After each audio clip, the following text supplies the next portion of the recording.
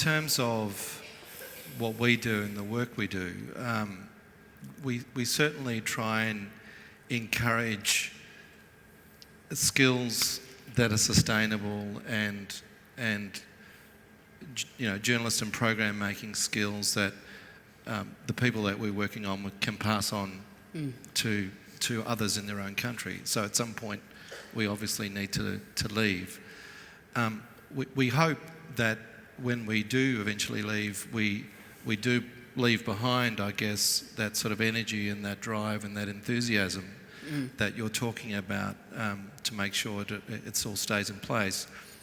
But that can sometimes be an expectation that you have in a very sort of short-term time frame. If you go into a country like Cambodia, now we've been working there since 2005, it's a slow burn, it's a long haul, and it's one of working in with that context and being very attuned to the nuances there. So in some instances you experience steps forward in terms of development and capacity and the way in which the media develops, and then you get a clamping down. And we're finding that at the moment.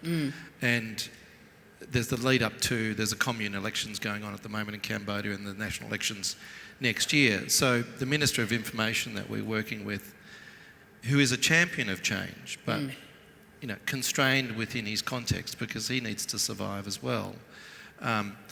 He is sort of giving us advice about being careful with the talkback programs that we've set up with the provincial radio stations about opposition parties coming on air and so on, all of those sorts of things. So it's being very attuned and making sure that we are constant with our messages, with our values, with our, what we believe in, and being constant in that context, but doing it in a way that, it sometimes challenges your own sense of what should happen and when. And so, it's a difficult question to answer.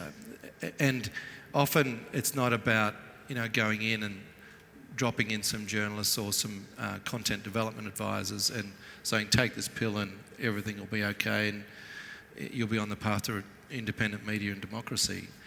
It's really about long-term relationship and that constancy.